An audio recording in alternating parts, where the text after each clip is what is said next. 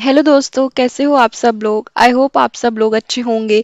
और आज हम मिलते हैं एक नए चैप्टर के साथ या नई एक यूनिट के साथ जिसका नाम है Nazism and the rise of Hitler. तो जैसे कि आपको पता है, पहली यूनिट थी हमारी फ्रेंच रेवोल्यूशन, जिसके लिए हमने 2 या 3 वीडियोस कवर करे थे, जो कि बहुत ही इंटरेस्टिंग यूनिट भी थी। उसके बाद आई हमारे पास socialism in Europe and the Russian revolution, जिसके लिए हमने 4 वीडियोस कवर करे क्योंकि वो काफ़ी ज़्यादा बड़ी यूनिट थी। अब नेक्स्ट यूनिट हम बात करते हैं Nazism and the rise of Hitler की। तो Nazism and the rise of Hitler भी एक बहुत इंपॉर्टेंट यूनिट है और इसके लिए आई होप हम 3 या 4 वीडियोस कवर करेंगे। तो ये हमारी लास्ट यूनिट ऑफ हिस्ट्री है और इसके बाद हमारा सारा सिलेबस कवर हो जाएगा और फिर हम ज्योग्राफी की तरफ जाएंगे और नए सब्जेक्ट्स को कवर करेंगे। तो शुरू करते हैं दोस्तों। तो हम सबसे पहले इसमें फर्स्ट टॉपिक से शुरू करेंगे, बर्थ ऑफ वेमर रिपब्लिक। तो जैसे कि आपको पता है दोस्तों कि जर्मनी ने भी फर्स्ट वर्ल्ड वॉर फाइट करी थी अगेंस्ट द एलाइज। एलाइज मतलब दोस्तों जो आपस में कॉमन ग्रुप बना लेते हैं, जैसे कि इंग्लैंड, फ्रांस और रशिया। तो जर्मनी ने इन तीनों कंट्रीज के खिलाफ फर्स्ट वर्ल्ड वॉर फाइट करी थी, बट अनफॉर्चुनेटली जर्मनी हार गया था क्योंकि ये तीनों कंट्रीज काफी ज्यादा स्ट्रांग थी। आई होप आपको रिमेम्बर होगा कि रशियन रेवोल्यूशन में भी हमने फर्स्ट वर्ल्ड वॉर की तरफ बात करी थी और उसमें मेन पॉइंट हमने यही देखा था कि जब भी वॉर होती है तो काफी ज्यादा रिसोर्सेज की ड्रेनेज होती है, रिसोर्सेज बहुत ज्यादा खत्म हो जाते हैं और उनकी बहुत ज्यादा शॉर्टेज हो जाती है। ऑब्वियसली दोस्तों काफी ज्यादा लोग एम्प्लॉयड होते हैं, डेथ के साथ साथ कंट्री के रिसोर्सेज भी एग्जॉस्ट हो जाते हैं क्योंकि इतनी बड़ी वर्ल्ड वॉर को करने में ही बहुत सारा हमारा मनी रिसोर्सेज चला जाता है। तो यही हम मेरे दो फर्स्ट पॉइंट्स कहते हैं दोस्तों कि जो जर्मनी है वो डिफीट हो गई थी 1918 में और उसने great loss of life and property suffer करा था। लाइफ तो दोस्तों ऑब्वियसली हमारे मिलिट्री मैन मरते हैं, बट साथ में प्रॉपर्टी का भी बहुत ज्यादा लॉस हो जाता है। उसके बाद क्या हुआ, जो एम्परर ऑफ जर्मनी है, they abdicated and Germany became a republic known as Weimar Republic.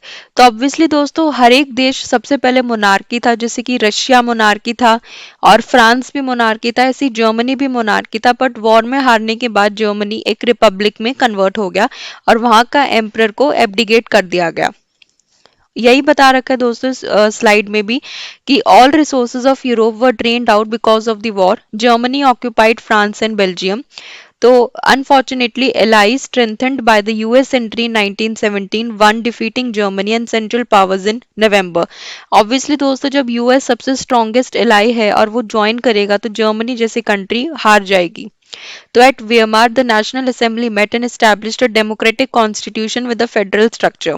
उसके बाद क्या हुआ दोस्तों, जैसे कि मैंने बताया जर्मनी का जो किंग था, जो एम्परर था, उसको एब्डिकेट कर दिया गया और जर्मनी एक रिपब्लिक बन गई। तो रिपब्लिक में in the German parliament deputies were elected and on the basis of equal and universal votes cast by all adults including women. तो उस कॉन्स्टिट्यूशन में या फिर उस रिपब्लिक में काफी ज्यादा राइट्स दिए गए थे और वुमेन के लिए राइट्स थे। यूनिवर्सल एडल्ट फ्रेंचाइज मतलब कि यूनिवर्सल वोट्स के राइट थे। But Germany lost its overseas colonies. The war guilt clause held Germany responsible for the war and the damages the elite country suffered.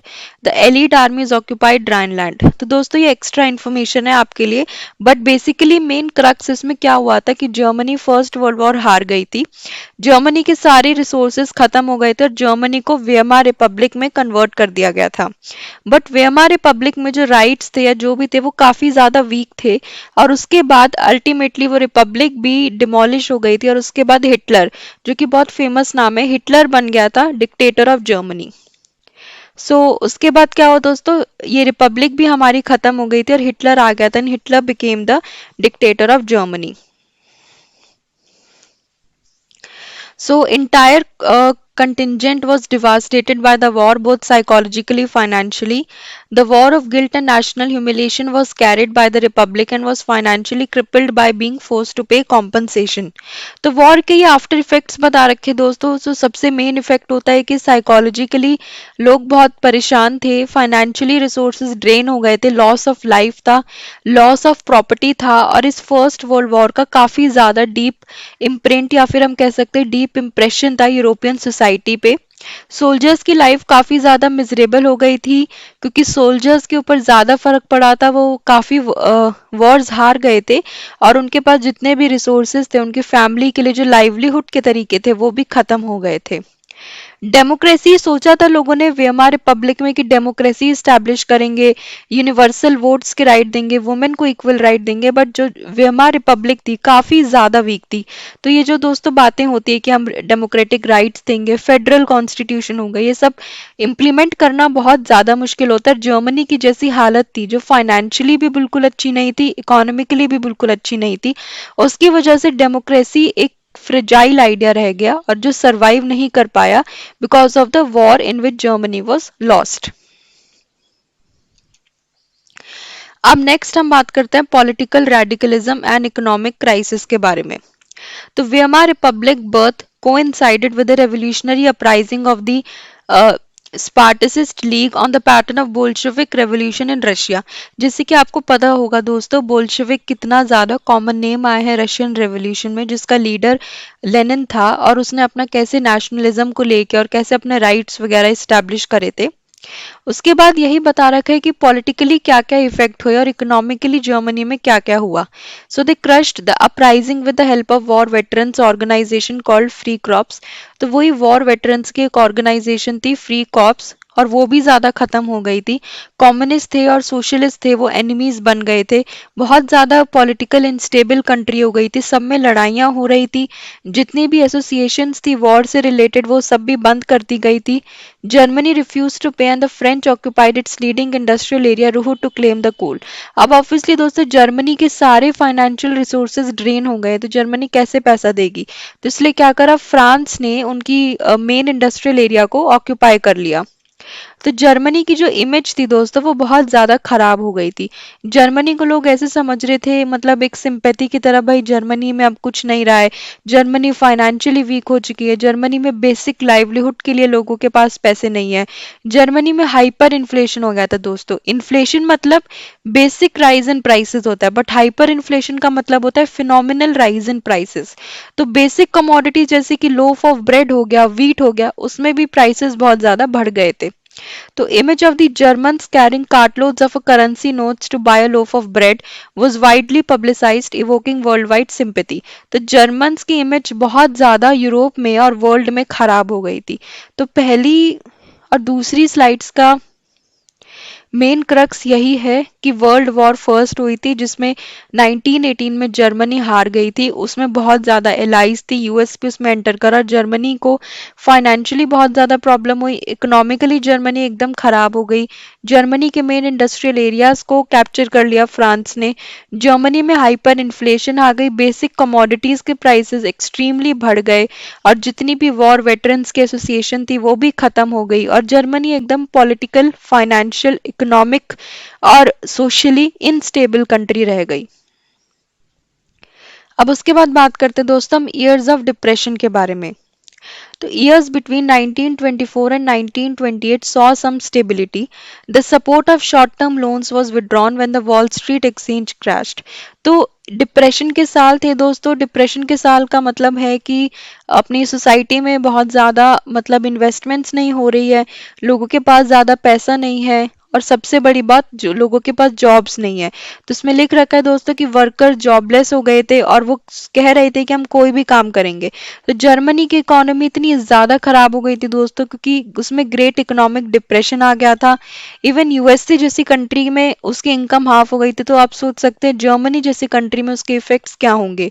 तो Germany में जितने भी workers थे वो कह रहे थे कि हम कोई भी काम करेंगे, बस हमें नौकरी चाहिए, क्योंकि सोल्जर्स की कंडीशन भी बहुत ज़्यादा खराब हो गई थी। तो बेसिक वर्कर्स की कंडीशन तो बहुत ज़्यादा ही खराब होगी। और उसके बाद यूथ इंडल्ज करने लग गया क्रिमिनल एक्टिविटीज में। तो दोस्तों एक साइकिल होती है, ये आपको समझना बहुत जरूरी होगा कि जब भी इकोनॉमी में पैसा नहीं होगा, तो पैसा नहीं होगा तो लोग अपना घर कैसे चलाएंगे, वो अपना बेसिक लाइवलीहुड कैसे फुलफिल करेंगे। तो लोग क्या करते हैं, क्रिमिनल एक्टिविटीज में इंडल्ज करते हैं। तो जैसे भी आप देखेंगे दोस्तों, एक रिकॉर्ड रहा है कि जितने क्रिमिनल्स होते हैं वो ज्यादा से ज्यादा पुअर बैकग्राउंड के होते हैं, क्योंकि उनको अच्छा लाइवलीहुड मिलता नहीं, उनको एम्प्लॉयमेंट मिलती नहीं, उनके घर की कंडीशंस अच्छी होती नहीं, इसलिए वो क्रिमिनल एक्टिविटीज में आपस में अपने आप को इंडल्ज करते हैं, जिससे सोसाइटी बहुत ज्यादा खराब हो जाती है। अब हम बात करते हैं मिडिल क्लास और स्मॉल बिजनेसमैन की। तो उनमें भी बहुत ज़्यादा फियर था, उनको डर था कि उनको वर्किंग क्लास या अनएम्प्लॉयमेंट की तरह मान लिया जाएगा, क्योंकि अब जॉब्स ही नहीं थी सोसाइटी में। तो मिडिल क्लास और बिजनेसमैन के पास भी नौकरियां नहीं रहेंगी और उनको अनएम्प्लॉयड कहा जाएगा या फिर उनको लेबरर्स की तरह काम करना पड़ेगा। तो वेमर रिपब्लिक बहुत ज़्यादा फ्रेजाइल थी, इसलिए मैंने आपको बताया था कि बाद में वेमर रिपब्लिक क्रैश हो जाएगी। डेमोक्रेसी का आइडिया बहुत ज़्यादा फ्रेजाइल था और इसलिए डिक्टेटर हिटलर आ जाएगा जो कि इसको कंट्रोल करेगा। The Weimar Constitution, due to some inherent defects, made it unstable and vulnerable to dictatorship. तो ये मैंने आपको फर्स्ट स्लाइड में बता दिया था दोस्तों। पर इन इवेंट्स के कारण जो हमारी वेमर रिपब्लिक है, जब सोसाइटी में बेसिक खाना नहीं है, बेसिक जॉब्स नहीं है, हाइपर इन्फ्लेशन है, ग्रेट इकोनॉमिक डिप्रेशन है, तो कहाँ से दोस्तों एक डेमोक्रेटिक स्ट्रक्चर बन पाएगा। इसी कारणों से डिक्टेटरशिप आ जाएगी जर्मनी में और उस डिक्टेटर का नाम होगा हिटलर, जिसके बारे में हम नेक्स्ट वीडियो में पूरी डिटेल में बात करेंगे। तो अभी तक के लिए हमने यही पढ़ा है कि one inherent defect was proportional representation. Another defect was Article 48, which gave the president the powers to impose emergency, suspend civil rights, and rule by decree. तो यही सब इंपॉर्टेंट चीजें हैं दोस्तों। Years of depression, political radicalism and economic crisis, effects of the war, birth of Weimar republic. तो ये दोस्तों हमने स्लाइड में या इस वीडियो में कवर करा है। तो आई होप आपको ये वीडियो पसंद आई होगी। और ये वीडियो पसंद आए दोस्तों, इसको अच्छी तरह देखिए, लाइक कीजिए, शेयर कीजिए, सब्सक्राइब कीजिए और कमेंट डाउन सेक्शन में ज़रूर बताइए कि क्या आप इसको इम्प्रूव करना चाहते हैं और क्या इसमें आप फीडबैक चाहते हैं दोस्तों, क्योंकि ज़्यादा से ज़्यादा व्यूज़ आएंगे तभी हम भी मोटिवेट होंगे और वीडियोज़ बनाने में और अच्छा कॉन्टेंट प्रेजेंट करने में। तो दोस्तों ये वीडियो आज के लिए इतना ही है और उसके बाद हम एक नेक्स्ट वीडियो में मिलेंगे जो होगा Nazism and rise of Hitler part 2, जिसमें हम पूरा डिटेल में बात करेंगे कि कैसे हिटलर आया, हिटलर का क्या बैकग्राउंड था और हिटलर ने कैसे नाजिज्म इस्टेब्लिश करा। ओके दोस्तों, बाय।